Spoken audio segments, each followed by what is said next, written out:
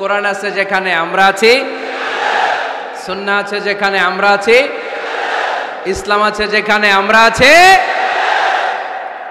এই গণজোয়ার এটা কোরআনের পক্ষের গণজোয়ার, এই গণজোয়ার এটা ইসলামের পক্ষের গণজোয়ার, ঠিক কিনা? আজকে এই ময়দান থেকে বিরিয়ানির প্যাকেট দেয়া হবে? দুনিয়াবি কোনো স্বার্থ পাওয়া যাবে? একজনকে খুশি করতে এসেছি, চিল্লায় বলতে হবে তিনি কে। এজন্য গণজোয়ার আটকানো যায় না। আপনারা বানের পানি যখন ছুটতে শুরু করে দেখছেন আপনারা, ওইটারে আটকানো যায়? আটকাইতে গেলে পানি খালি বাড়তে থাকে, ফুলে ফেপে উপরে উঠতে থাকে। এক সময় যারা বাদ দিতে আসে এদেরকে সব ভেঙে মেসাকার করে দেয়। এজন্য যারা কোরআনের মাহফিলকে বানচাল করতে চায় এরা বোঝে নাই, না বুঝে এগুলো করেছে। আমরা তাদের জন্য দোয়া করি, কারণ আমাদের হৃদয়ে তাদের জন্য ভালোবাসা আছে না নাই?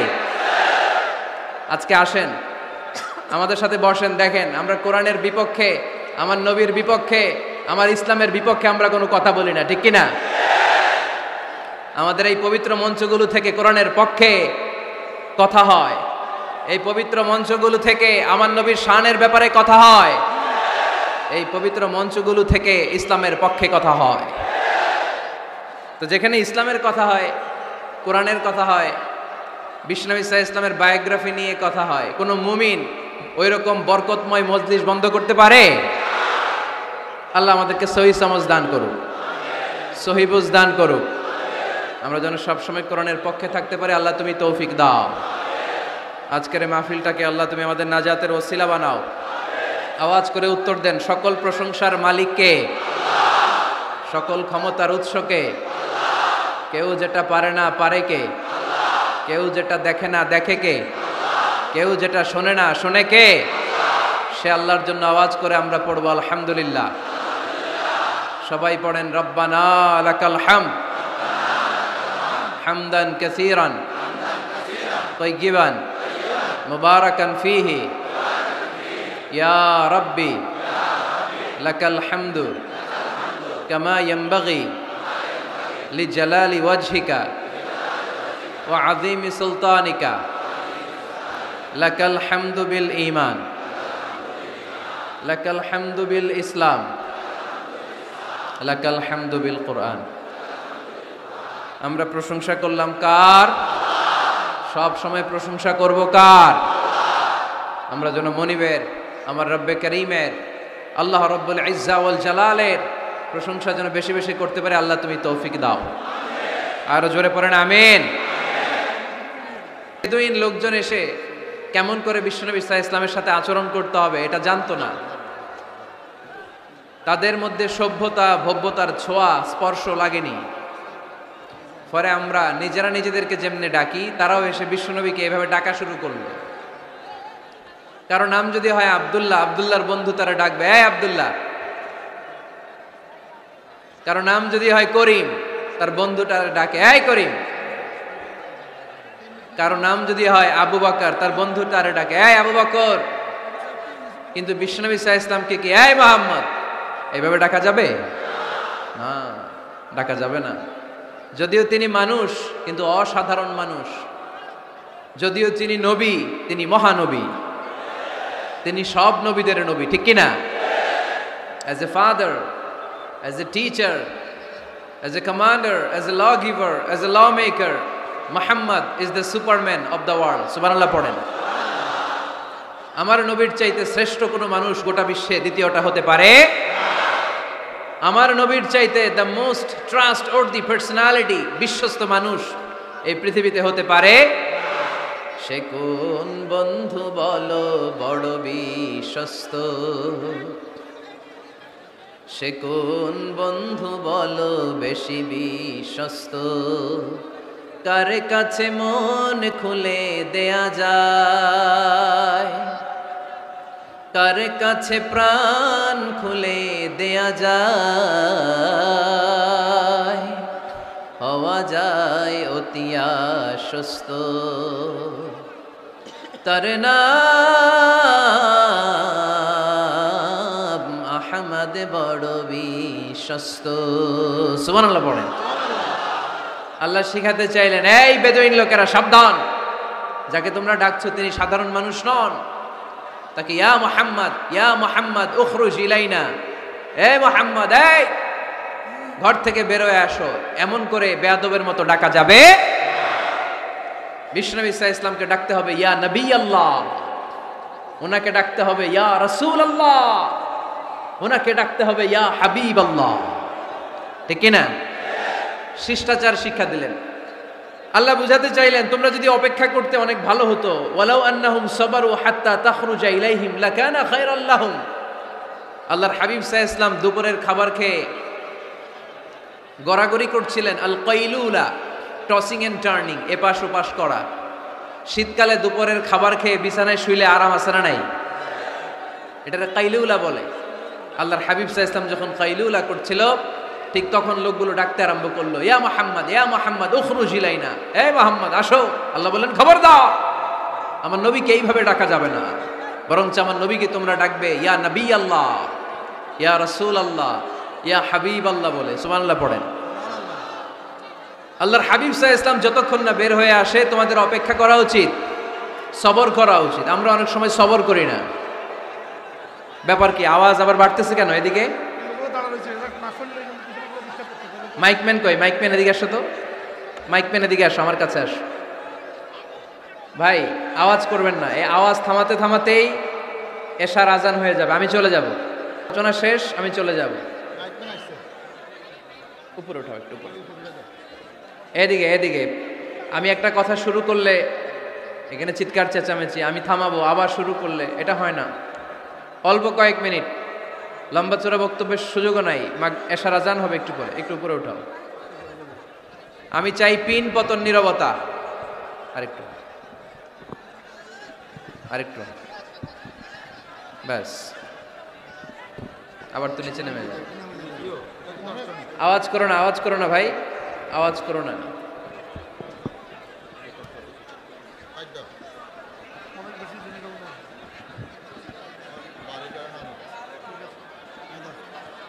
থামতে হবে, থামতে হবে। একজনও কথা বলবে না, একজনও না, নট এ সিঙ্গেল পারসন। হ্যাঁ ঠিক আছে, আবার কথা বলে, এইটা ঠিক হয়ে গেছে। হ্যাঁ ঠিক আছে। তাহলে আমরা আমাদেরকে যেইভাবে ডাকি, আল্লাহর হাবিব সাল্লাল্লাহু আলাইহি ওয়াসাল্লামকে ওইভাবে ডাকা যায় না। আল্লাহ বললেন, খবরদার, তোমাদের উচিত ছিল অপেক্ষা করা, যতক্ষণ না আল্লাহর হাবিব সাল্লাল্লাহু আলাইহি ওয়াসাল্লাম বিশ্রাম শেষ করে বাইরে বেরিয়ে আসে। তাই কারো বাসায় গেলে অপেক্ষা করবেন যতক্ষণ না উনি আসে, আর যাওয়ার আগে অ্যাপয়েন্টমেন্ট নিয়ে যাবেন। আজকের প্রথম মেসেজ, কারোর সাথে দেখা করার আগে কি নিয়ে যাবেন? ফ্যানের ছেলেরা কথা বলে না, অ্যাপয়েন্টমেন্ট নিয়ে যেতে হবে। অনেকে খালি অস্থিরতা করে, চেয়ারম্যান সাহেবের বাড়িতে গেছে, সিগনেচার লাগবে, যেই অস্থির, আরে বেরোয় না কেন, চেয়ারম্যান সাহেব আসে না কেন, এতক্ষণ ধরে বসে আছে। এরকম বিরক্ত, খালি কমপ্লেইন করে, অভিযোগ করে, এরকম কিছু লোক আছে না নাই? খেয়াল রাখবেন, যারা ব্যর্থ, জীবনে ব্যর্থ, তারা সবসময় শুধু কমপ্লেইন করে, অভিযোগ, মানুষের কাছে অভিযোগ, আল্লাহর কাছে অভিযোগ, আমার এইটা নাই, ওইটা নাই, আল্লাহ আমার এইটা দাও নাই, ওইটা দাও নাই। আর সফল ব্যক্তিরা কখনো অভিযোগ করে না, খালি শুকরিয়া করে। ঠিক কিনা? Now the decision is yours, you want be successful or unsuccessful. আপনি সফল হতে চান না ব্যর্থ হতে চান? তাহলে সফল হলে সবসময় পড়তে হবে আলহামদুলিল্লাহ। কি পড়বেন? হুজুরের সাথে দেখা করতে গেছে, যে এই হুজুর আসে না কেন, কতক্ষণ ধরে বসে আছে। আরে হুজুরও মানুষ, হুজুরও অসুস্থ হয়, হুজুরেরও ফ্যামিলি আছে, হুজুরের ঘুমানো লাগে, হুজুর রোবট না। আমাদের যখন অ্যাপয়েন্টমেন্ট নেয় মেপে দেয়, হুজুর এই তো সহজ, আপনি এটা করে আসবেন, এরপরে হেলিকপ্টার রেডি, এরপরে ওইটাতে যাবেন, ওইখান থেকে হেলিকপ্টার রেডি। আমি রোবট, হুজুর কি রোবট? হুজুর তো মানুষ না। এগুলো করবেন না, ধৈর্য ধরতে শিখুন, একটু স্থির হন। স্টপ, অনেক হয়েছে, আর না, অস্থির জীবন আমরা চাই না। এই কোরআন আমাদেরকে অস্থির সময়ে স্বস্তির বাণী শোনায়, ঠিক কিনা? কিসের বাণী শোনায়? স্বস্তির বাণী। কোন সময়ে? অস্থির সময়ে স্বস্তির বাণী শোনায় কোরআন, ঠিক কিনা? এজন্য আজকের প্রথম মেসেজ হচ্ছে, কারো বাসায় গেলে পারমিশন নিতে হবে। দরজার সামনে যেয়ে আগে সালাম দিবেন 3 বার। কয়বার? অনুমতি চাইবেন, অনুমতি দিলে ঢুকবেন, অনুমতি না দিলে বের হয়ে চলে আসবেন। পারা যাবে? এজন্য রব্বুল আলামিন বলেন, ইয়া আইয়ুহাল্লাযীনা আমানু লা তাদখুলু বুয়ুতান গায়রা বুয়ুতিকুম হাত্তা তাস্তানিসু ওয়া তুসাল্লিমু আলা আহলিহা যালিকুম খায়রুল লাকুম লাআল্লাকুম তাযাক্কারুন। সুবহানাল্লাহ পড়েন। আল্লাহ ডেকে বললেন, ও ঈমানদারেরা শোনো শোনো, তোমরা যখন অন্য কারো বাড়িতে যাবে খবরদার অনুমতি না নিয়ে সালাম না দিয়ে ঘরে ঢুকে যেও না। দরজার সামনে দাঁড়িয়ে থাকো, দরজার সামনে দাঁড়িয়ে দাঁড়িয়ে 3 বার অনুমতি চাও, তারপরে সালাম দাও। অনুমতি দিলে ঢুকবা, নচেত চলে যাবা। ঠিক কিনা? এই আইনটা কার? ফেনীবাসী কি আইনটা মনে রাখতে পারবে? কারো বাসায় যাওয়ার আগে অ্যাপয়েন্টমেন্ট নিয়ে যাব, আর যে হুট করে দরজার ভিতরে ঢুকে যাব না, অপেক্ষা করব। You have to wait. তিনি আসতে বললে এরপরে ঢুকবো। মনে থাকবে? কারো ঘরে অনুমতি না নিয়ে ঢুকা কবিরা গুনাহ। কি গুনাহ? আমরা এগুলোর ইসলাম মনে করি না, আমরা ম্যানার জানি না, আমরা সোশ্যাল নর্মস জানি না। আমরা মনে করি নামাজ, রোজা, হজ, যাকাত, জিকির এগুলাই ইসলাম। ঠিক কিনা? ধরাবাধা ইসলাম হিন্দু ধর্মের মতো গদবাধা কোনো ধর্ম নয়। আমাদের মসজিদ এটা গির্জা, প্যাগোডা, সিনাগোগ আর গুরুদ্বারার মতো যে কোনো ইবাদতগাহ নয়। আমাদের মসজিদগুলো আমাদের সামাজিক ঐক্যের কেন্দ্রবিন্দু। আমাদের ইসলাম হচ্ছে আমাদের জীবন চালানোর মেথোডোলজি। কেমন করে এই লাইফটা সুন্দর হবে, স্মুথ হবে, তার সব নির্দেশনা কোরআনের ভেতরে আছে না নাই? এজন্য বিশ্বনবী বললেন, খবরদার কারো ঘরে যাওয়ার আগে সালাম দাও, পাশাপাশি অনুমতি চাও। এক সাহাবী দাঁড়িয়ে বললেন, ইয়া রাসূলুল্লাহ, ইয়া হাবিবাল্লাহ, আমার ঘরে আমরা কেবল 2 জন থাকি, 2টা ঘর। এক ঘরে থাকে আমার আম্মা, আরেক ঘরে থাকে আমি। আফাস্তাদিনু আলা উম্মি, আমি কি আমার মায়ের ঘরে ঢোকার আগে অনুমতি নেওয়া লাগবে নাকি? নবী, হ্যাঁ, 2টা রুম আমার ঘরে, এক রুমে আমি, আরেক রুমে আমার মা। আফাস্তাদিনু আলা উম্মি, আমার মায়ের ঘরে যাওয়ার আগে অনুমতি নেওয়া লাগবে? আনা খাদিমুহা, আমি তো তার খেদমত করি, মায়ের ঘরে যাইতে অনুমতি লাগবে? বিশ্বনবী বললেন, নাম ইস্তাআযিন আলাইহা, হ্যাঁ অবশ্যই মায়ের ঘরে ঢোকার আগে অনুমতি নিয়ে ঢুকবা। সুবহানাল্লাহ পড়বেন না? সাহাবী বললেন, ইয়া রাসূলুল্লাহ, তিনি তো আমার মা, অনুমতি লাগবে কেন? বিশ্বনবী বললেন, আতুহিব্বু আন তারাহা উরিয়ানাতান, ও সাহাবী, তুমি কি তোমার মাকে উলঙ্গ দেখতে পছন্দ করো নাকি? সাহাবী বললেন, না, কশিন কালেও নয়, আমি কখনো আমার মারে উলঙ্গ অবস্থায় দেখতে পছন্দ করব না।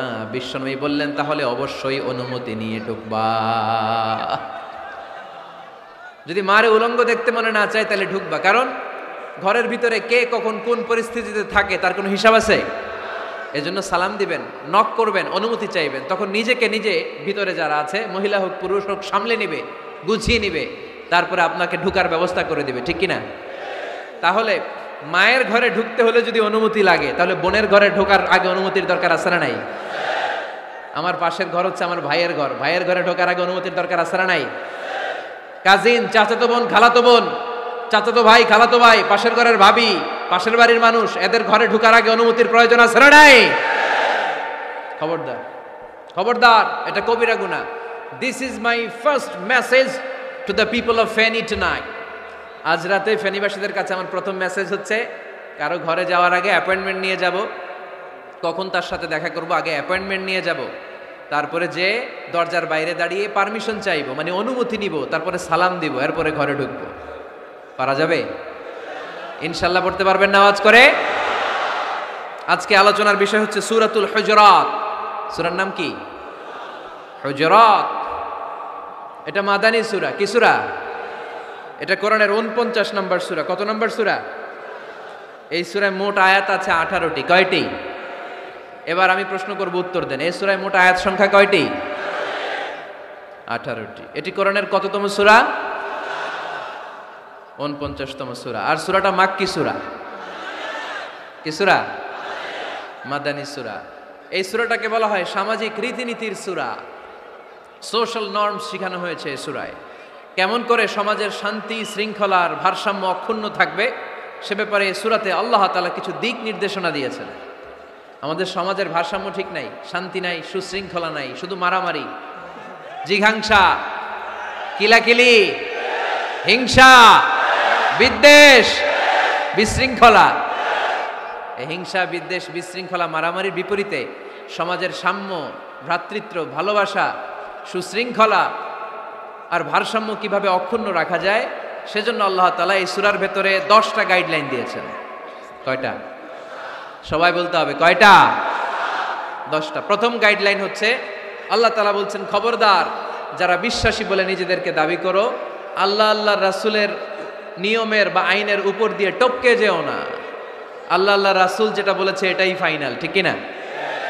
রব্বুল আলামিন বলেন, ইয়া আইয়ুহাল্লাযীনা আমানু লা তুকদ্দিমু বাইনা ইয়াদাইল্লাহি ওয়া রাসূলিহি ওয়াত্তাকুল্লাহ ইন্নাল্লাহা সামিউন আলীম। পড়েন সুবহানাল্লাহ। আল্লাহ বললেন, যারা বিশ্বাসী বলে দাবি করো, খবরদার আল্লাহর দেয়া বিধান আর আমার নবীর দেয়া বিধান, এই বিধানগুলাই ফাইনাল। এই ফাইনাল কথার পরে মুমিনের কোনো কথা থাকতে পারে? আল্লাহ যেটা বলেছে, আল্লাহ রাসূল যেটা বলেছে সেটাই ফাইনাল। আওয়াজ করে বলতে হবে, সেটা কি? এটা ফাইনাল। এরপর আর নতুন কোনো কথা নাই। যখনই বলা হবে আল্লাহ বলেছে, রাসূল বলেছে, আমরা বলবো আমান্না, সামি'না ওয়া আতা'না, আমরা শুনলাম, মানলাম, বিশ্বাস করলাম। আমাদের পক্ষ থেকে আর দ্বিতীয় কোনো কথা নাই, ঠিক কি না? এজন্য আল্লাহ বললেন, খবরদার আমি আর আমার রাসূল যেটা দিয়েছি সেটাই ফাইনাল। অতিরিক্ত বুঝতে যেও না, ওভার স্মার্ট সাজতে চেও না, আমি আল্লাহর দেয়া নবীর দেয়া বিধানের সামনে অ্যাডভান্স হতে যেও না। কারণ আমি আল্লাহ আর আমার রাসূল যেই নিয়ম দিয়েছি সেটাই ফাইনাল, সেটাতেই বরকত। কোন মুমিন বান্দাবান্দীদের কাছে যখন আল্লাহ আর আল্লাহর রাসূলের কথা বলা হয় তাদের কাছে এটাই ফাইনাল, ঠিক কি না? ওমা কানা লিমুমিনিন ওয়ালা মুমিনাতিন ইযা খাদাল্লাহু ওয়া রাসূলুহু আমরান আইয়াকুনা লাহুমুল খিয়ারাতু মিন আমরিহিম। মুমিন নরনারীর কাছে যখন বলা হবে এটা আল্লাহর কথা, আল্লাহর রাসূলের কথা, এটাই ফাইনাল। এরপরে মুমিনের আর নতুন কোনো চয়েস থাকতে পারে? আল্লাহ বলেছে 5 ওয়াক্ত সালাত জামাতের সাথে আদায় করো, এটাই ফাইনাল, ঠিক কি না? আল্লাহ বলেছেন চুরি করলে চোরের হাত কেটে দাও। বিশ্বনবী জীবদ্দশায় চোরের হাত কেটে দেখিয়ে দিয়েছেন, চুরি করলে হাত কেটে দাও, এটাই ফাইনাল, ঠিক কি না? আল্লাহ নিয়ম জারি করেছেন, ও নারীরা পর্দা করে ঘর থেকে বের হও, এর উপরে কোনো কথা নাই, জোরে বলেন ঠিক কি না? আল্লাহ আইন করে দিয়েছেন রমাদানের 29 দিন কিংবা 30 দিন রোজা রাখবা, এটাই ফাইনাল, এরপরে কোনো কথা নাই, জোরে বলেন ঠিক কি না? যারা সম্পদশালী হয়েছো বছরান্তে 2.5% যাকাত দিবা, বিধানটা কার? এটাই ফাইনাল, এরপরে কোনো কথা আছে? তার মানে আল্লাহ আল্লাহর রাসূল যেটা দিয়েছে এটাই ফাইনাল, এটাই সর্বোৎকৃষ্ট। এর চেয়ে উৎকৃষ্ট আর ভালো হতে পারে না, এটাই শ্রেষ্ঠ। এক সাহাবী বলল, আসুমুদ্দাহার, আমি সারা বছর রোজা রাখবো, রোজা ভাঙবো না। আরেক সাহাবী বলল, আ'তাজিলুন নিসা, আমি আমার বউয়ের কাছে যাব না, আজীবন বৈরাগ্য জীবন যাপন করব। আরেক সাহাবী বলল, উসল্লিল লাইলা কুল্লাহ, সারা রাত তাহাজ্জুদ পড়ব, ঘুমাবো না। এই কথা শুনে বিশ্বনবী রেগে গেলেন। বিশ্বনবী বললেন, কে কে বলেছে এই কথা যে সারা বছর রোজা রাখবে, সারা রাত তাহাজ্জুদ পড়বে, স্ত্রীর কাছে যাবে না? ইন্নী আখশাকুম লিল্লাহি ওয়া আতকাকুম লাহু, নিশ্চয় আমি তোমাদের চাইতে আল্লাহকে বেশি ভয় করি। আমি বিশ্বনবী সবচেয়ে বড় মুত্তাকি, আমি বিশ্বনবী সবচেয়ে বড় বুজুর্গ, আমি বিশ্বনবী সবচেয়ে বড় আল্লাহওয়ালা।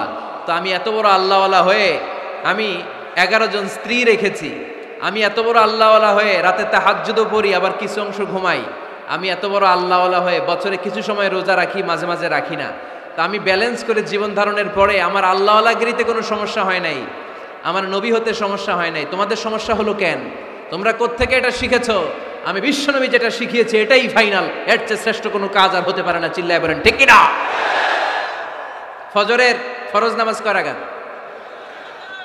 আওয়াজ করে বলেন। বিধানটা কার? আপনি যদি বলেন আমি একটু বাড়াইয়া পড়ব, 3 রাকাত পড়ব, সওয়াব বেশি হবে না? কারণ আপনি অ্যাডভান্স হয়েছেন। লা তুকদ্দিমু বাইনা ইয়াদাইল্লাহি ওয়া রাসূলিহি, খবরদার আল্লাহ আল্লাহ রাসূলের উপর অ্যাডভান্স হয়েও না।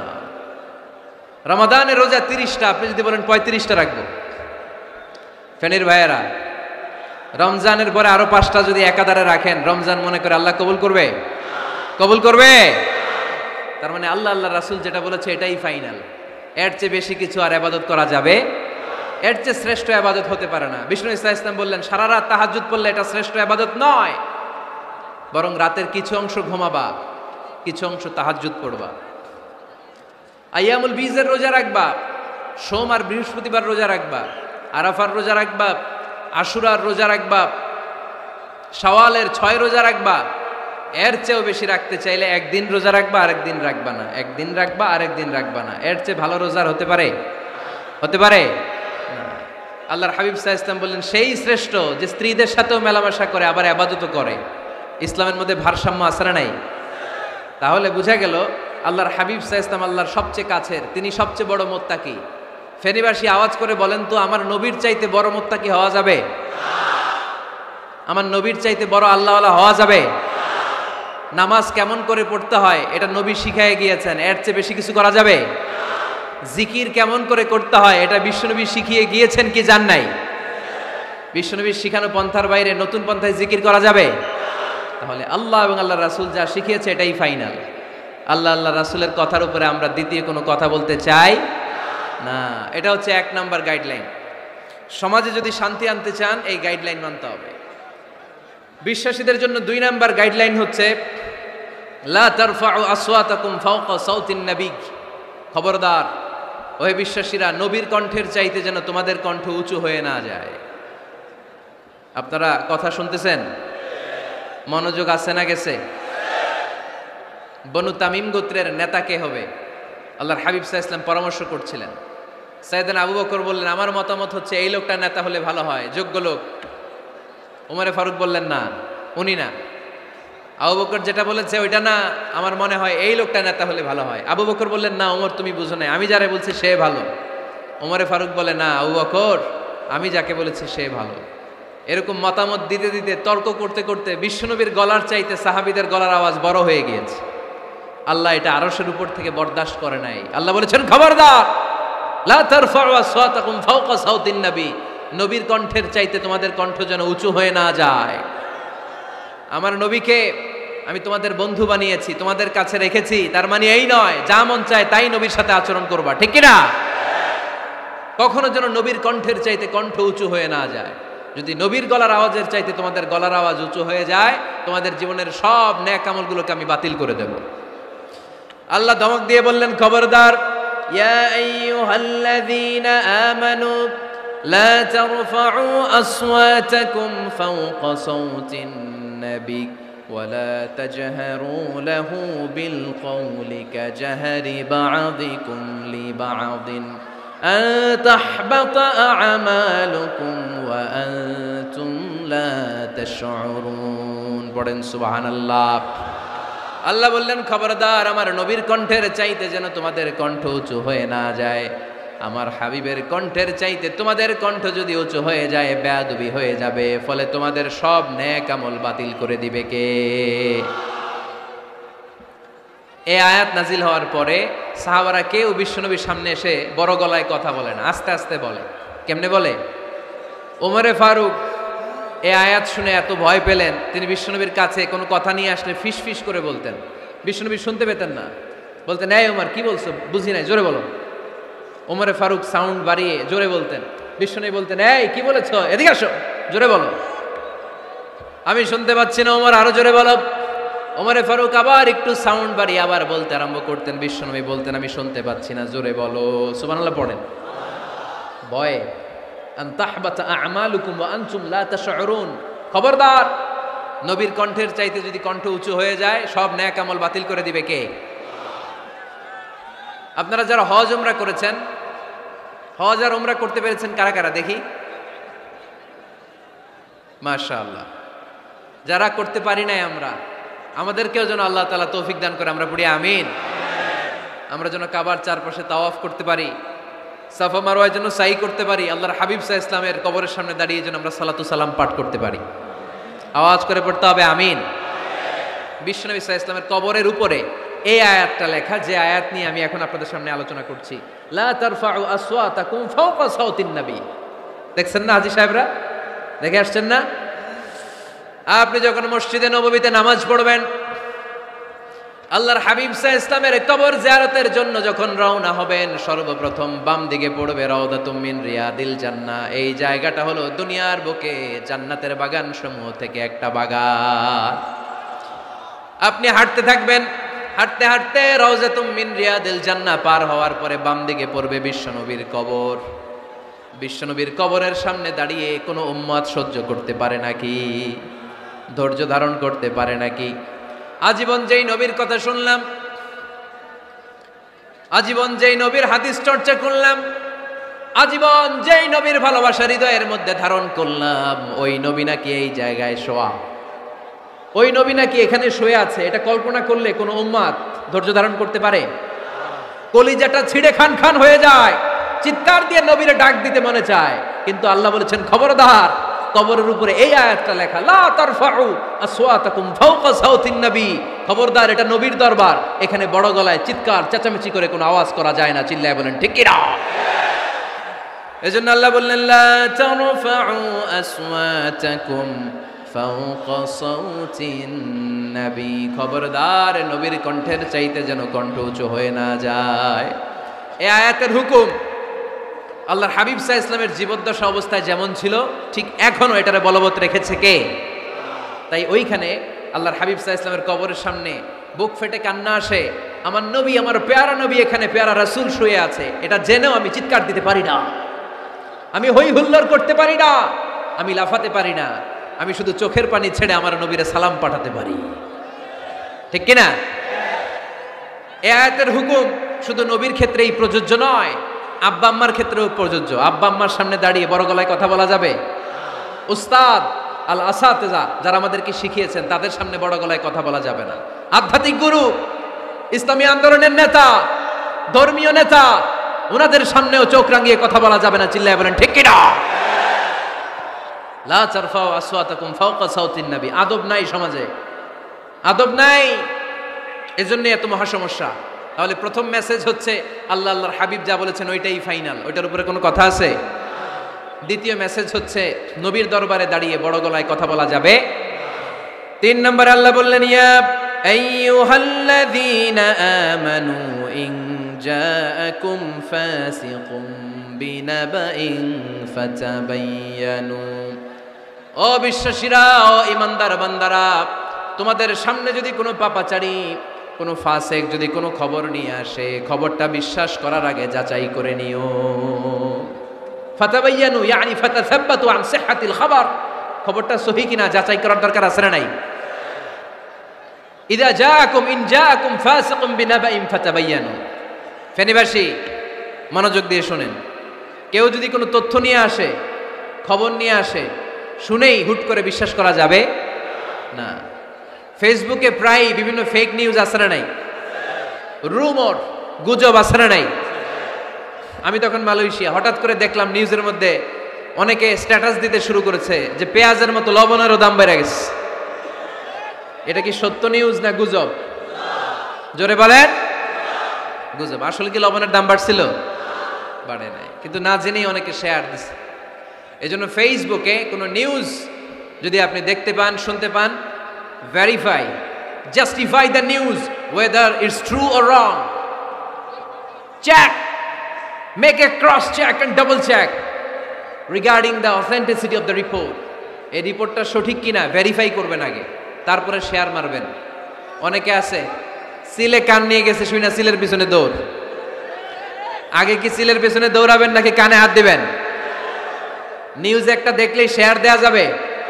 কি করবেন? যাচাই করবেন। You have to cross check, you have to justify the news, you have to verify the news. আমরা প্রায় নিউজ একটা দেখলেই শেয়ার দেই। হয়তো একটা ভুল নিউজ আপনি শেয়ার দিয়েছেন, এই ভুল নিউজের কারণে পুরো সমাজের মধ্যে গোলমাল, এর দায়ভার আপনার কাঁধেই বর্তাবে। আওয়াজ করে বলেন ঠিক কিনা? এই ভুয়া নিউজগুলোতে আমাদের খুব আগ্রহ। ফেসবুক নিজের মন মতো ব্যবহার করা যাবে না। প্রায় ফেসবুকে অনেক রুমর পাবেন, গুজব, অনেক স্ক্যান্ডাল, অমুক নেতার গোপন ভিডিও ফাঁস। তো অমুক নেতার গোপন ভিডিও ফাঁস, তোর কি হয়েছে? তোর সমস্যা কি? ওইটা তোর শেয়ার দেয়া লাগবে কেন? চিল্লায় বলেন ঠিক কিনা? মানুষের দোষ আমরা গোপন করতে পারি না। মান সাতারা মুসলিমান সাতারাহুল্লাহু ফিদ দুনিয়া ওয়াল আখিরাহ। যে অন্যের দোষ দেখে গোপন রাখে, তার দোষগুলো গোপন রাখবে কে? ওমান কাশাফা মুসলিমান কাশাফাহুল্লাহু ফিদ দুনিয়া ওয়াল আখিরাহ। যে অন্যের গোপন বিষয় প্রকাশ করে দেয়, ওর গোমরও কিয়ামতের ময়দানে ফাঁস করে দিবে কে? আপনি 10 জনের সামনে অন্যের গোপন বিষয় ফাঁস করবেন, আল্লাহ লাখো মানুষের সামনে আপনার ল্যাংটা করে ছেড়ে দিবে। লক্ষ মানুষের সামনে আপনার গোমর ফাঁস করে দিবে। যেন খবরদার, অন্যের পিছনে লেগে থাকেন না, অন্যের দোষ খুঁজেন না, দোষ খুঁজবেন নিজের। ইন জাআকুম ফাসিকুম বিনাবাইন ফাতাবায়ানু। মুমিন কোনো তথ্য, কোনো সংবাদ, কোনো রিপোর্ট কিংবা নিউজ শুনলেই বিশ্বাস করে না। মুমিন আগে এটাকে যাচাই করে, বাছাই করে, জাস্টিফাই করে, ভেরিফাই করে, তারপরে সে বিশ্বাস করে। ঠিক কিনা? আল্লাহর হাবিব সাল্লাল্লাহু আলাইহি ওয়াসাল্লাম বনুল মুস্তালিকের যুদ্ধে জয়লাভ করলেন। হারিস ইবনে মিরার বনুল মুস্তালিকের নেতা। শুনতেছেন আপনারা? কষ্ট হচ্ছে? আচ্ছা। হারিস ইবনে মিরার বললেন, ইয়া রাসূলুল্লাহ, আমরা ইসলাম ধর্ম গ্রহণ করলাম, কি কি নিয়ম মানতে হবে? আল্লাহর হাবিব সাল্লাল্লাহু আলাইহি ওয়াসাল্লাম বললেন, সালাত পড়বে, যাকাত দিবে। উনি বললেন, তাহলে যাকাত নেন। আল্লাহর হাবিব বললেন, না, এই তো মাত্র কালিমা পড়ে মুসলমান হলে, হালানিল হাউল, 1 বছর অতিক্রান্ত হওয়ার পরে যাকাত দিবে। আল্লাহর হাবিব সাল্লাল্লাহু আলাইহি ওয়াসাল্লাম মদিনায় ফিরে আসলেন। 1 বছর পর আল ওয়ালিদ ইবনে উকবাহ রাদিয়াল্লাহু তাআলা আনহুকে পাঠালেন, যাও বনুল মুস্তালিকের 1 বছর পূর্ণ হয়েছে, যাকাতের সম্পদ নিয়ে আস। এইদিকে হারিস ইবনে মিরার যাকাতের সম্পদ নিয়ে, সৈন্যবাহিনী নিয়ে, নবীর দূত আসবে যাকাত কালেকশনের জন্য, ওনার জন্য মেহমানদারিতে কোনো ঘাটতি না হয়, ওয়েল রিসিপশন দেওয়ার জন্য এলাকা থেকে বের হয়ে মরুভূমির সামনে দলবল নিয়ে দাঁড়িয়ে। ওয়ালিদ ইবনে উকবা যখন যাকাতের সম্পদ কালেক্ট করার জন্য বনুল মুস্তালিকের ওদিকে যেতে শুরু করেছে, এলাকায় ঢোকার আগেই দেখে বনুল মুস্তালিকের লোকেরা ঘোড়সাওয়ার বাহিনী দাঁড়ায় আছে। এই দৃশ্য দেখে ওয়ালিদ ইবনে উকবা মনে করেছে বনুল মুস্তালিক মনে হয় তাকে হত্যা করার জন্য দাঁড়িয়ে রয়েছে। আসলে কি হত্যার জন্য দাঁড়ায় আছে? কি জন্য দাঁড়ায় আছে? ওয়েলকামিং রিসিপশন দেওয়ার জন্য। উনি ভয় পেয়ে অ্যাবাউট টার্ন, তথ্য যাচাই না করে মনে করছে আমারে মারবে, ধরবে, about turn, return back to Medina. মদিনায় চলে গেলেন, যে বলে, ইয়া রাসূলুল্লাহ, বনুল মুস্তালিক যাকাত দেওয়া তো দূরের কথা, এগুলো তো সব কাফের হয়ে গেছে। ইয়া রাসূলুল্লাহ, ওরা তো মনে হয় কাফের হয়ে গিয়েছে, যাকাত প্রদান করা তো দূরের কথা, মারার জন্য সৈন্যবাহিনী নিয়ে অ্যাটাক করেছে। বিশ্বনবী রেগে গেলেন। খালিদ বিন ওয়ালিদের নেতৃত্বে 1000 সৈন্যবাহিনী পাঠিয়ে বললেন, যাও বনুল মুস্তালিক অ্যাটাক করো, বনুল মুস্তালিকে অভিযান চালাও। আল্লাহ বললেন, নবী অভিযান পরে চালান। ইন জাআকুম ফাসিকুম বিনাবাইন ফাতাবায়ানু। সুবহানাল্লাহ পড়েন। নবী হে, অভিযান পরে চালান। তথ্য যে নিয়ে আসছে ওয়ালিদ, এটা সত্য কিনা আগে যাচাই করেন। সে যে তথ্য আপনাকে সরবরাহ করেছে, এই তথ্য সঠিক নয়, সে ভুয়া তথ্য দিয়েছে, সে ভুল বুঝেছে, এখানে মিস আন্ডারস্ট্যান্ডিং হয়েছে। আপনি 1000 সৈন্যবাহিনী পাঠাবেন না। আপনার 1000 সৈন্যবাহিনী যে যদি বনুল মুস্তালিককে অ্যাটাক করে, তাহলে এই অ্যাটাকে কোনো ক্ষয়ক্ষতি হলে সবটার দায়ভার আপনার কাঁধেই বর্তাবে। চিল্লায় বলেন ঠিক কিনা? আমার নবীকে শিখানোর মাধ্যমে আল্লাহ তাআলা আমাদেরকে শিখা যাবে না। আগে যাচাই বাছাই করার দরকার আছে না নাই? আছে। আপনার বন্ধু এসে বলল, আরে দোস্ত তুমি এইখানে, ভাবিরে তো দেখলাম বাজারে আরেক লোকের সাথে ঘুরতেছে। আপনি রেগে মেগে আগুন, অফিস থেকে বাসায় যায় বউরে কিল, আইজো মায়ের কাইলো মায়ের, এরকম হতে পারে না? আপনার বন্ধু হয়তো আপনার ওয়াইফের মতো আরেকজন মহিলাকে দেখেছে, এটা হতে পারে কি পারে না? আপনার ওয়াইফকে জিজ্ঞেস করেন নাই, ক্রস চেক করেন নাই, না করে আপনি ঝগড়া মারামারি শুরু করে দিয়েছেন। এই ছোট্ট ঝগড়া থেকে বিচ্ছেদের দিকে, ডিভোর্সের দিকেও যেতে পারে, এরকম আছে না নাই? এরকম অনেক ভুরি ভুরি কেস আমাদের কাছে আছে। নিউজ যাচাই না করে, গুজব আর রুমর যাচাই না করে সিদ্ধান্ত নিয়েছে, পরে মাথার মধ্যে চাপড়ায়, নিজের কপালে নিজে চাপড়ায়, এরকম আছে না নাই? তাহলে আল্লাহ তাআলার দেয়া 3 নাম্বার গাইডলাইন হচ্ছে, কোনো তথ্য শুনেই বিশ্বাস করা যাবে না, আগে যাচাই করতে হবে। আওয়াজ করে বলেন, আগে কি করতে হবে? যাচাই করতে হবে। যাচাই বাছাই ছাড়া আজ থেকে ফেসবুকে আমরা আর কোনো নিউজ শেয়ার দিব? দিবেন? মনে থাকবে? আরে এগুলাই তো জরুরি ওয়াজ। কবরের ওয়াজ তো অনেক শুনছি, জান্নাত জাহান্নামের ভয় আর জান্নাতের নাজ নেয়ামত তো অনেক শুনেছি। সমাজটারে শান্তিপূর্ণ ভারসাম্যপূর্ণ করার দরকার আছে না নাই? খবর শুনে আমরা বিশ্বাস করি, যাচাই না করে আমরা বলে বেড়াই না। যাচাই না করে নিশ্চিত না হয়ে আজ থেকে কোন নিউজ আমরা ফেসবুকে শেয়ার দিব না।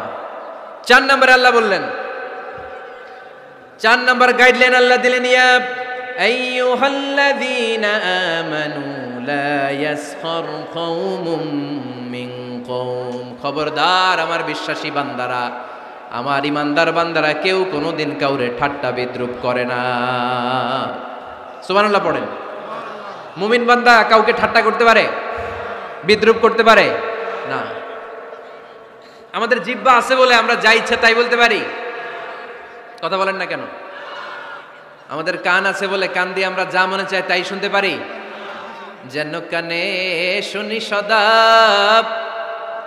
তোমার কালাম, হে খোদা চোখে যেন দেখি শুধু কোরআনের আয়াত। শোনো আমার মুনাজাত, শোনো শোনো ইয়া ইলাহি আমার মুনাজাত, শোনো আমার মুনাজাত। সবাই আওয়াজ করে পড়েন আমিন। লা ইয়াসখার কওমুন মিন কওম।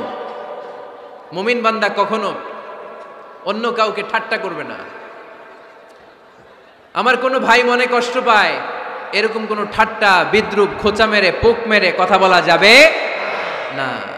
এটা তার চেহারা নিয়ে না, তার পেশা নিয়ে না, তার বংশ নিয়ে না, তার পরিবার নিয়ে না। তার বাবা চুরি করেছে, আমি কি বলতে পারবো তুই চোরের ঘরের চোর? বলে কি বলে না? কেউ একটু মোটা হইলে কয় তুই মোটুর ঘরের মোটু, চোখে কম দেখলে কেউ তুই কানার ঘরের কানা। আছে না নাই? না না, স্টপ, থামেন, অনেক হয়েছে, আর না, এগুলো বলা যাবে না। কারো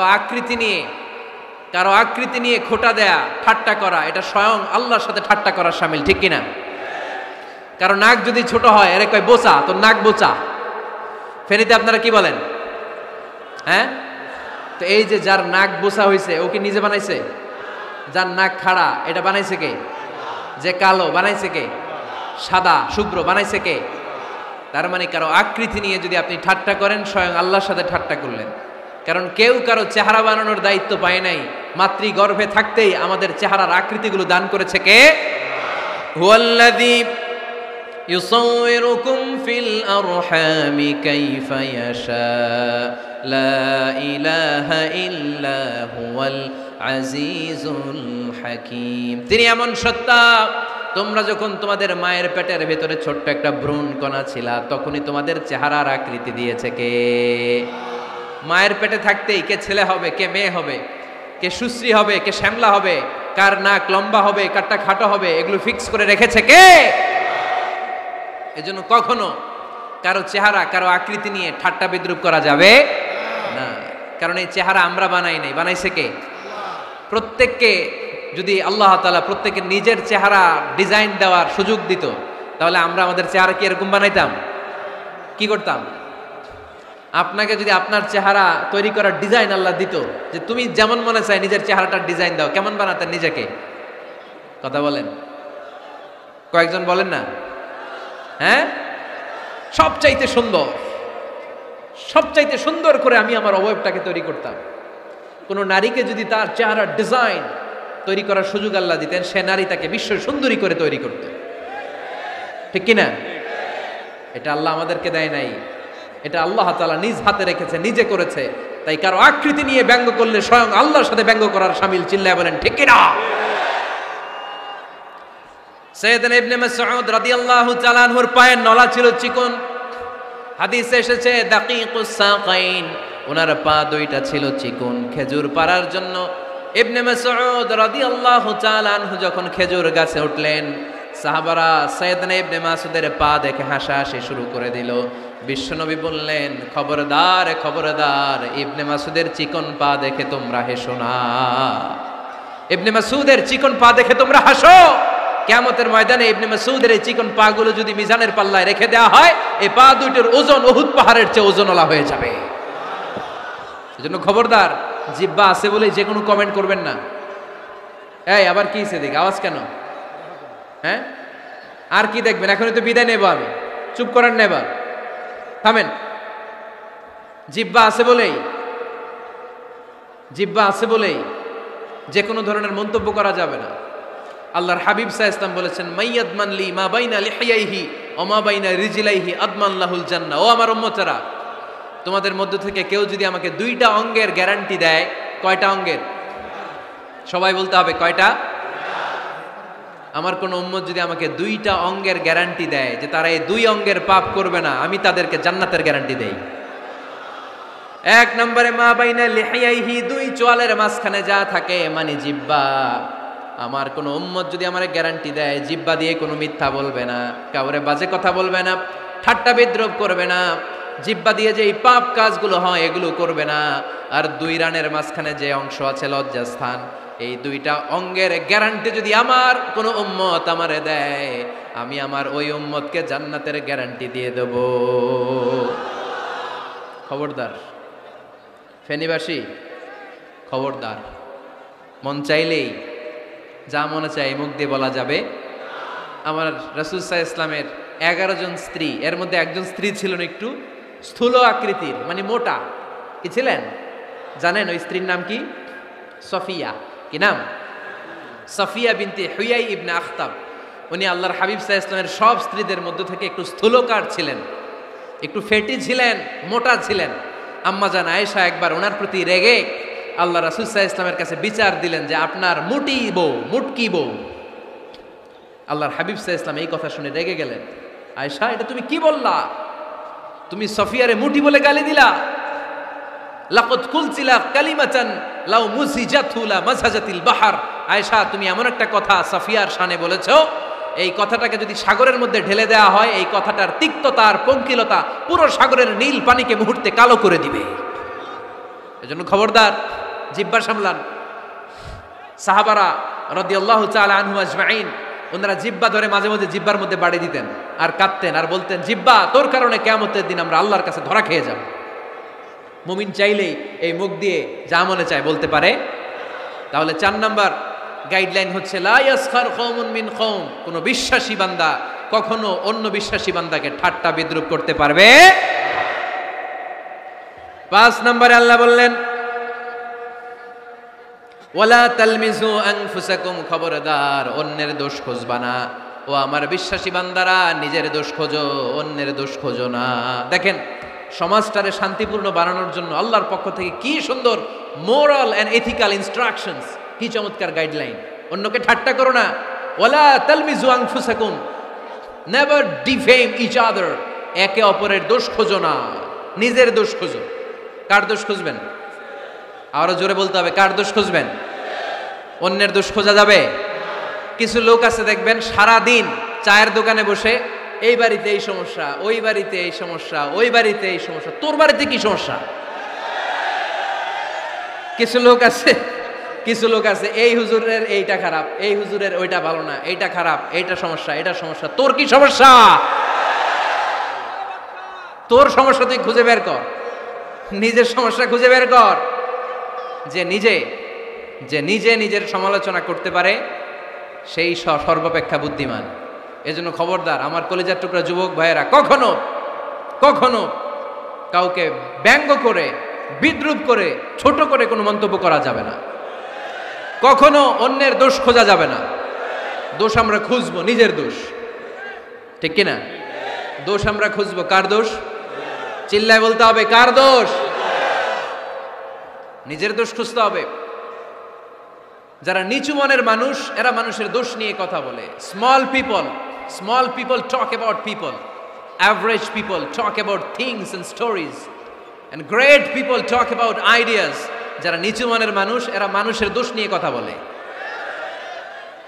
যারা মাঝারি ধরনের মানুষ, এরা এলাকার ঘটনা বিভিন্ন বিষয় নিয়ে কথা বলে। আর যারা বড় মনের মানুষ, এরা আইডিয়া নিয়ে কথা বলে। তারা তাদের আইডিয়াকে কাজে লাগিয়ে সমাজটারে পাল্টে দিতে চায়। যুগ জামানা পাল্টে দিতে চাই না অনেকজন, এক মানুষই আনতে পারে জাতির জাগরণ। এক মানুষই বিপদকালে বাঁচায় কাফেলায়, ক্ষুদ্র ডিঙ্গি বাঁচায় জাহাজ অসীম দরিয়ায়। এজন্য নিজেকে শুধরাতে হবে। ওয়ালা তালমিজু আনফুসাকুম, অন্যের দোষ খোঁজো না, নিজের দোষ খোঁজো। তাহলে ফেনীবাসীরা, এই হোক আমাদের স্লোগান, আমরা নিজেদের দোষ খুঁজবো বেশি, অন্য কারো দোষ কখনো খুঁজবো। আপনি নিজে ঠিক হয়ে যান, দুনিয়া এমনি ঠিক হয়ে যাবে। নিজে ঠিক তো দুনিয়া ঠিক। নিজেকে শুধরান। অন্যের দোষ দেখে তো আমার লাভ নাই, ও কি করছে এটা ও জবাব দিবে। আমি কি করেছি আল্লাহর সুপ্রিম কোর্টের কাঠগড়ায় সেদিন আমাকে জবাব দিতে হবে। চিল্লায় বলো ঠিক কিনা? এজন্য অন্যের দোষ যেন আমরা না খুঁজি, নিজেকে যেন পরিবর্তন করি। পরিবর্তন করতে রাজি আছি তো সবাই? পরিবর্তনের অগ্রনায়ক হতে রাজি আছি তো সবাই? সিদ্ধান্ত নিতে হবে, শক্ত সিদ্ধান্ত। দাঁড়াতে হবে, সৈনিকের মতো দাঁড়াতে হবে, ঠিক কিনা?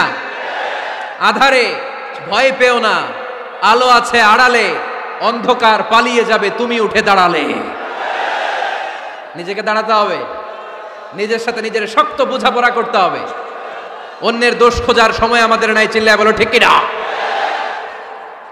দোষ খোঁজা যাবে না, নিজের দোষ নিজের আমরা খুঁজবো। বসেন বসেন। কি ঢুকছে এখানে? হ্যাঁ, কারেন্টে শক করছে। সাপ, সাপ আওয়াজ শুনতে আসে।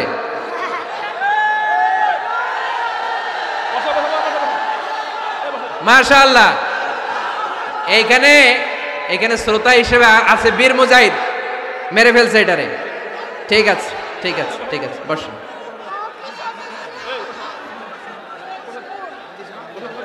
এখনো কথা বাকি, বসেন। একটা আওয়াজ হবে না, একটা আওয়াজ হবে না। আবার আওয়াজ হয় এখানে। তাহলে ফেনীর ভাইয়েরা, অন্যের দোষ খুঁজবে না, নিজের দোষ খোঁজা যাবে? যাবে যাবে? ক্লান্ত হয়ে গেছেন? কষ্ট হচ্ছে? তারপরে 7 নম্বরে আল্লাহ বললেন, ওয়ালা তানাবাজু বিল আলকাব, ওয়ালা তানাবাজু বিল আলকাব। এই ছেলেরা, আমি এখনই উঠে যাব, বিদায় নিচ্ছি, বসো। বসেন ভাই, বসেন। এগুলো অনেক জরুরি কথা, মনোযোগ দিয়ে শুনেন। ওয়ালা তানাবাজু বিল আলকাব, মানুষকে মন্দ নামে ডেকো না। অনেকের নাম চেঞ্জ করে ডাকি, আছে না নাই? না, আমার কলিজার টুকরা ফেনীর ভাইয়েরা, আজ থেকে কখনো কারো নাম চেঞ্জ করে আমরা ডাকবো না। যে নামে তাকে ডাকলে সে খুশি, আমরা ওই নামে ডাকবো, পারবো তো? কারণ প্রত্যেকের নামটা প্রত্যেকের কাছে বড্ড দামি, প্রত্যেকের নামটা প্রত্যেকের কাছে বড্ড প্রিয়। আপনার নাম কি? লিটন ভাই, মাউল হক লিটন ভাই। আপনার কাছে মনে হইতে পারে, আরে লিটন একটা নাম হইলো, তো কত আছে আমাদের এলাকায়। না, এলাকায় অনেক আছে ঠিক, কিন্তু লিটন ভাইয়ের কাছে লিটন নামটা খুব আদরের, যত্নের, ঠিক কিনা? আমার নাম কি? আমার নাম মিজান। আরে মিজান একটা নাম হইলো নাকি? কত নাম আছে মিজান, এলাকার সিপাই পয়রাস। এটা ঠিক, অনেক নাম আছে মিজান নামে, কিন্তু যেহেতু এটা আমার নাম, আমার কাছে এই নামটা বড় দরদের, বড় যত্নের, বড় আদরের। কারণ এই নামটা আমার পরিচয় বহন করে। ভাইয়ের নাম কি? স্বপন। স্বপন ভাই এলাকায় অনেক আছে না? তো সিম্পল একটা নাম, কিন্তু না, স্বপন মিয়াজি ভাইয়ের কাছে এটা সিম্পল না, এই নামটা ওনার কাছে বড় যত্নের। মানুষ তার নাম খুব পছন্দ করে, নিজের নামের। কারণ দেখবেন কাগজ আর কলম পাইলে সবাই নিজের নাম লেখে, খালি নিজের নামের সিগনেচার দেয়, আছে না নাই? এরপরে দেখবেন যে কক্সবাজারে গেলে সাগরের তীরে বালু পাইলেই বালুর মধ্যে নিজের নাম লেখে, আবার ওই নামের পাশ দিয়ে লাভও আঁকে, আছে না নাই? আমি অনেক দেখেছি, সাগর পারে গেলেই মানুষের মন উথাল পাতাল করে। তো সাগরের বালিতে নিজের নামটা বড় করে লেখে, চারদিক দিয়ে লাভ, মানে এই নামটারে আমি লাভ করি। এটা প্রমাণ করে প্রত্যেকে নিজের নামটারে বড্ড বেশি ভালোবাসে, ঠিক কিনা? এজন্য ফেনীর সোনার টুকরারা, খবরদার বন্ধুরা, নিজেরা যেন একে অপরকে এমন নামে না ডাকি যে নাম শুনলে সে কষ্ট পায়।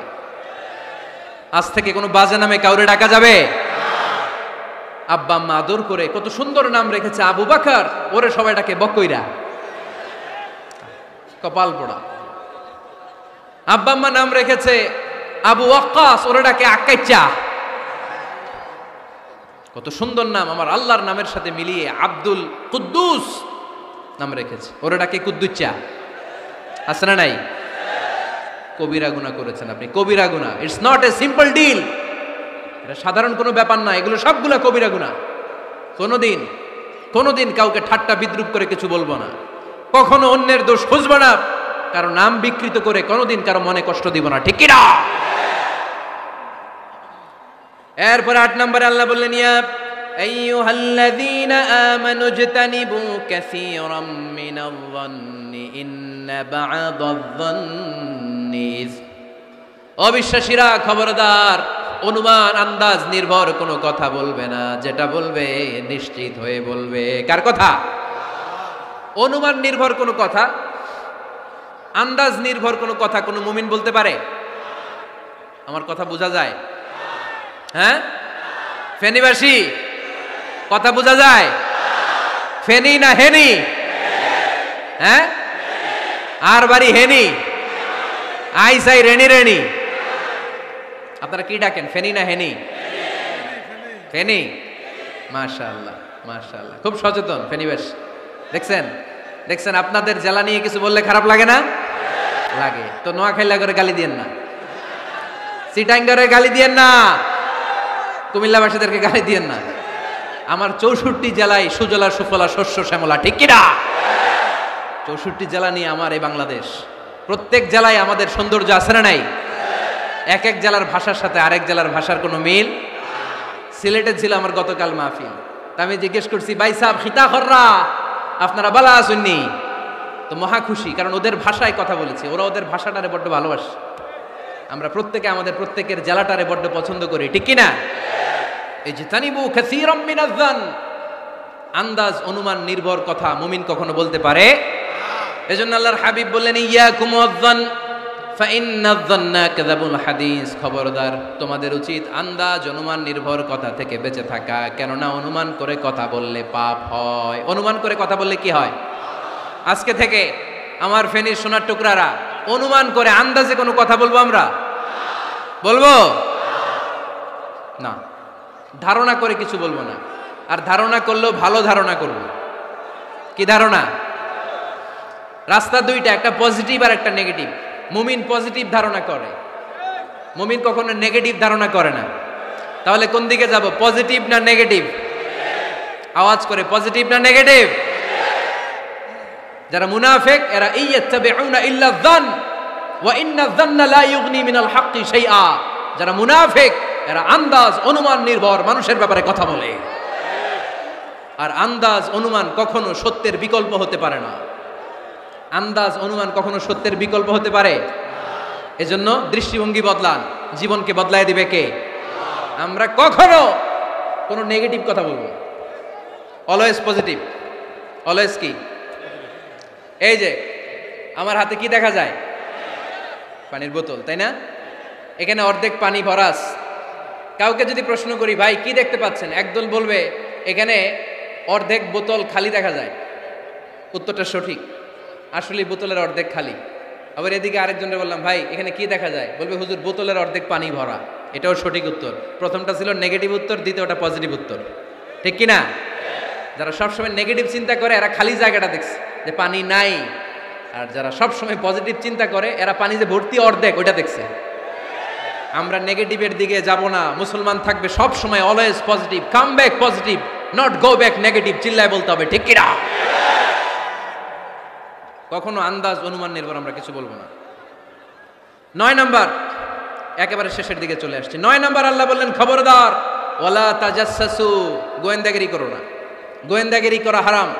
গভর্নমেন্ট যে গোয়েন্দা বিভাগ রেখেছে এটা না, এটা দেশের আইন শৃঙ্খলা বজায় রাখার জন্য এটা জরুরি। আল্লাহর হাবিব সাল্লাল্লাহু আলাইহি ওয়াসাল্লামেরও নিজস্ব গোয়েন্দা ছিল, কিন্তু আমরা যে নিজেরা গোয়েন্দাগিরি করি এটারে হারাম ঘোষণা করেছে কে? অনেকে আছে দেখবেন জানলা একটা খোলা থাকলে উকি মারে। আলহামদুলিল্লাহ ফেনীতে এগুলা নাই।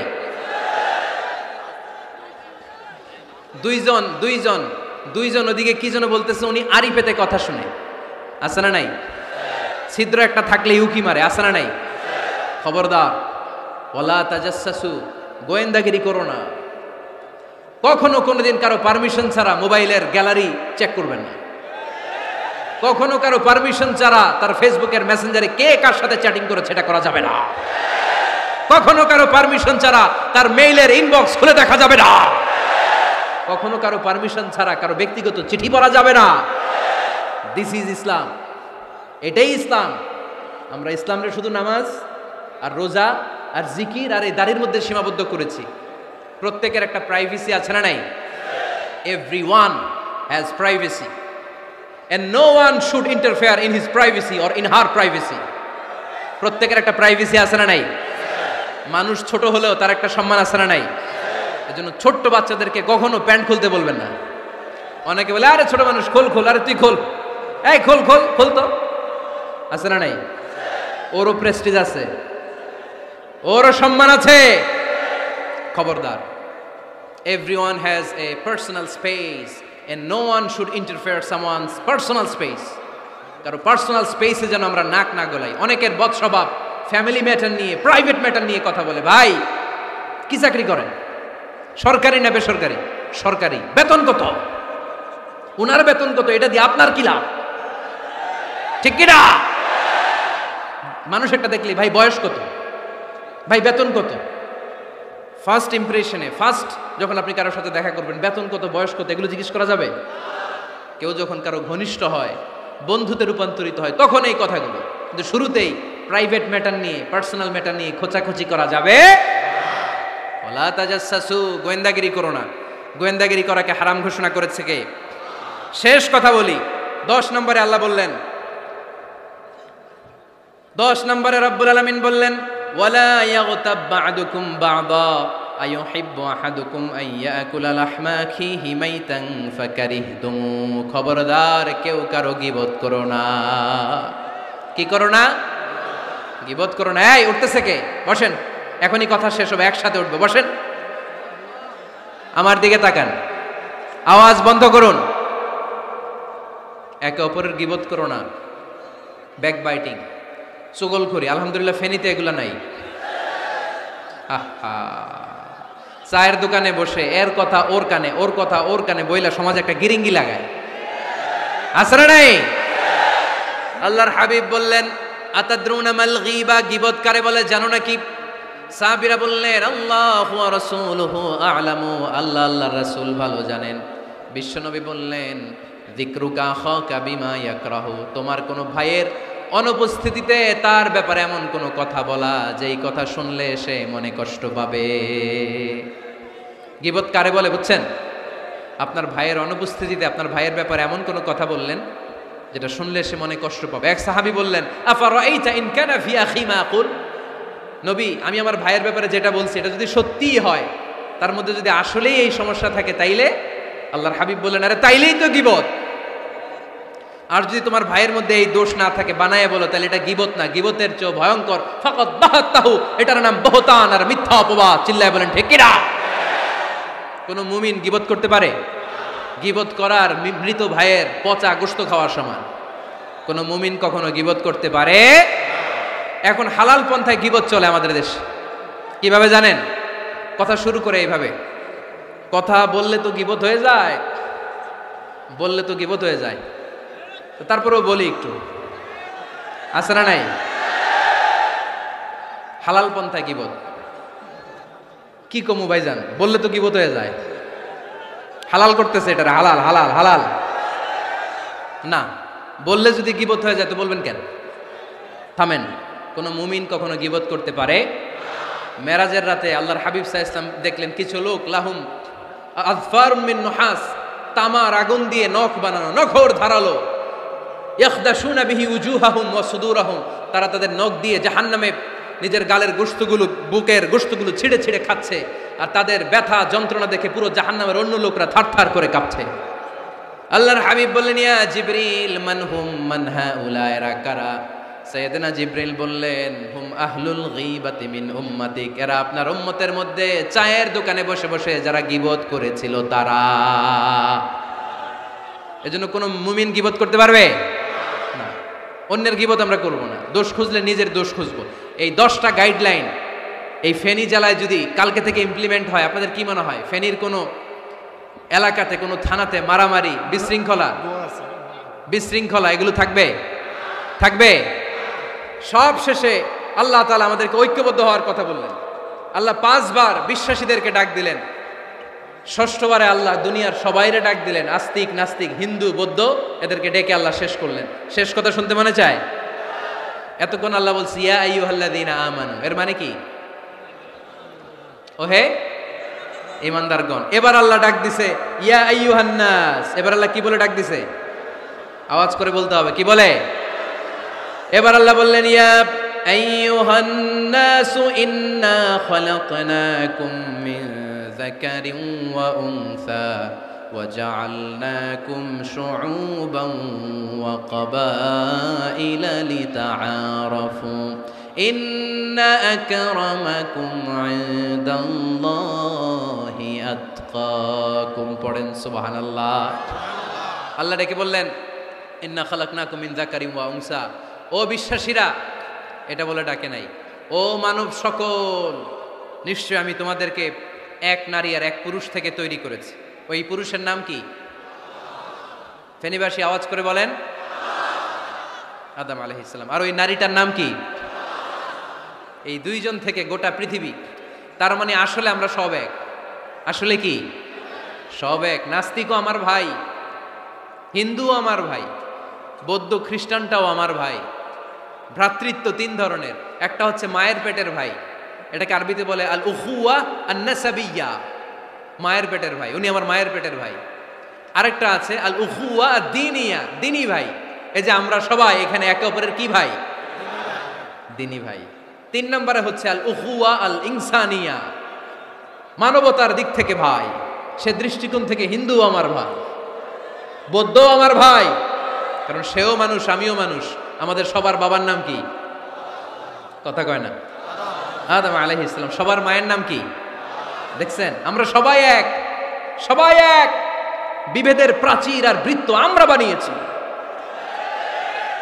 ইসলাম ধর্ম, বর্ণ, জাতীয়তাবাদ এগুলোর বাইরে যে এক বিশাল ব্রড মাইন্ডেড রিলিজিয়ন, যেখানে আলাদা আলাদা বৃত্ত টানে নাই। আমরা ধর্ম, বর্ণ, ভাষা, জাতীয়তা এগুলোকে সামনে এনে আলাদা আলাদা পরিচয়ের বৃত্ত বানিয়েছি।